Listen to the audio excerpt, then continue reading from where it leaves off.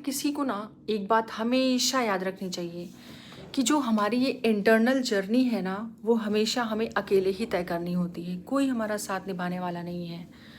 बाहरी दुनिया में हम साथ रह सकते हैं, लोगों से सजेशंस ले सकते हैं, एडवाइस ले सकते हैं, लेकिन जो हमारी खुद के कर्म है, खुद की जर्नी है, वो हमें खुद से ही तय करनी होगी।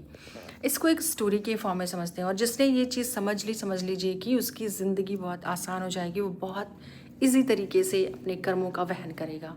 आइए जानते हैं कैसे। एक बार एक योगी हाईवे से जंगल से गुजर रहे थे। तो वहाँ पर एक हाईवे पड़ता था, वहाँ से वो योगी गुजर रहे थे। तो उस जंगल में एक बहुत ही प्रसिद्ध लुटेरा रहता था, ठीक है। आई थिंक बचपन में सबने सुनी होगी ये बात।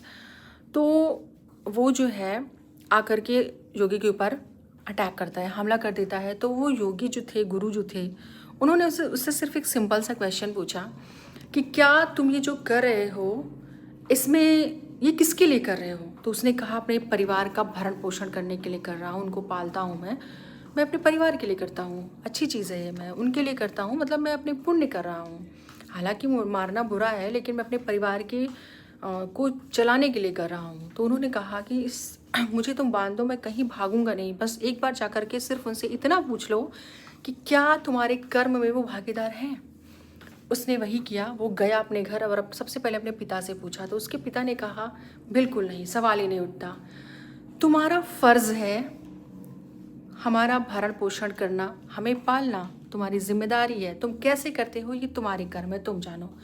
माँ ने भी वही कहा और पत्नी बच्चों ने भी यही कहा, हम तुम्हारे कर्जदार, तुम्हारे भागीदार, तुम्हारे कर्मों में भागीदार क्यों होंगे।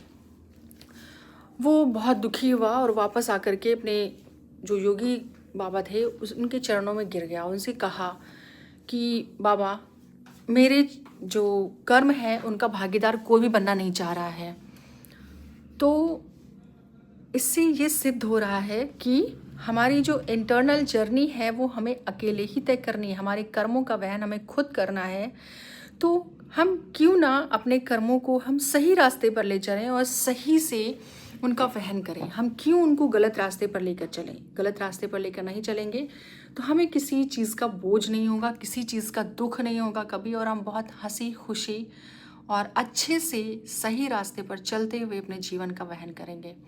तो अगर हम ऐसा करते हैं तो हमें कभी कोई दुख नहीं होगा और कोई गिल्ट नहीं होगा लाइफ में, अगर हम सही रास्ते पे चलते हुए चीज़ें कर रहे हैं। तो इस स्टोरी से आपको क्या शिक्षा मिली, क्या सीख मिली, आप मुझे कमेंट करके ज़रूर बताएं। अगर थोड़ा सा भी आप लोगों की लाइफ में इससे कुछ फ़र्क पड़ता है, बहुत बहुत धन्यवाद। Take care.